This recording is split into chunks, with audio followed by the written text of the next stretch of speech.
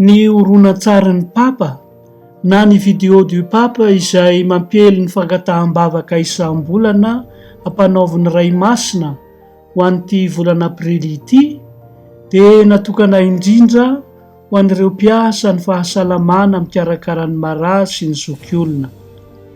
Manantena ny Papa François ao anatin'izao fotoana mbola mampirongatra ny valanaretina izao mba ho tohanany fitondram-panjakana sy ny vondrom-piarahamonina eo an-toerana ny mpiasa ny fahasalamana. Resahin'ny Papa ao anatin'izany ny zavatra iaina ny sampandra-pahasalamana eran-tany. Io horonan-tsarin'ny Papa io dia ahitana ny sanin'ireo mpiasa ny fahasalamana manome karazana fitsaboana isan-karazany ho an'ny olona tsy ankanavaka eran'izao tontolo izao, any amin'ny hopitaly, any amin'ny fiara-pamonjy-voina, any amin'ny sisitany sy any amin'ireo tompon-trano lahy ary any amin'ny ambanivohitra lavitra any. Ny valanaretina coronavirus dia nanasongadina ihany koa ny zava-misy fa tsy ny olon-drehetra no misitraka ny fitsaboana tsara natao ho an'ny daholobe, hoy ny Papa nanambara. Ny firenena tena mahantra sy tena marefo dia tsy afaka misitraka ny fitsaboana ilaina hanasitranana ireo aretina tsy tambo-isaina izay mbola mianjady aminy. Ho an'ny Papa François, ny tsy fahampian'ny fahazoana fitsaboana sahaza mifandraika amin'ny aretina mahavoa dia matetika noho ny tsy fahampian'ny fitantanana ny loharano-karena sy ny tsy fahampian'ny fandraisana andraikitra matotra avy amin'ny fitondram-panjakana.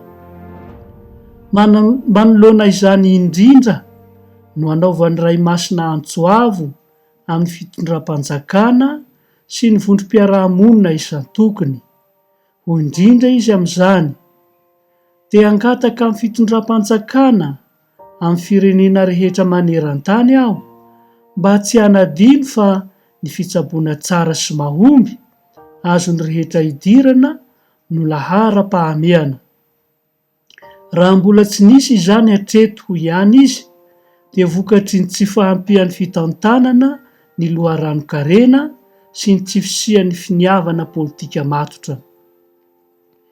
Eto dia omen'ny Papa François lanja manokana amin'ny fanentanana sy ny fampianarana taony ny mpitsabo sy mpikarakara ary ireo mijaly noho ny aretina na noho ny fahanterana.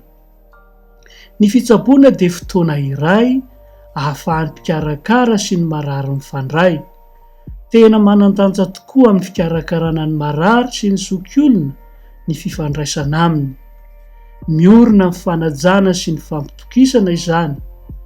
Ny fifanajana sy ny fampitokisana eo amin'ny mpitsabo sy ny marary mantsy no ahitana fahombiazana sy ahazahoana ny fahasalamana.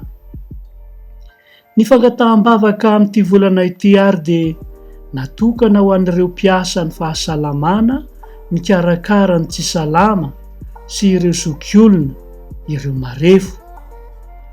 Ao anatin'ny fotoan-tsarotra izy ireny dia matetika tsy manana fanohanana ampy, indrindra any amin'ireo firenena mahantra.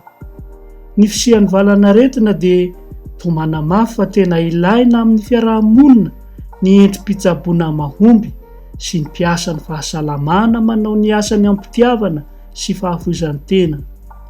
Mangataka fanampiana bebe koa hanohanana azy ireny ny Papa, indrindra any amin'ireo firenena manana rafitra ara-pahasalamana marefo. Raha tsy izany dia hiatrika valanaretina vaovao isika.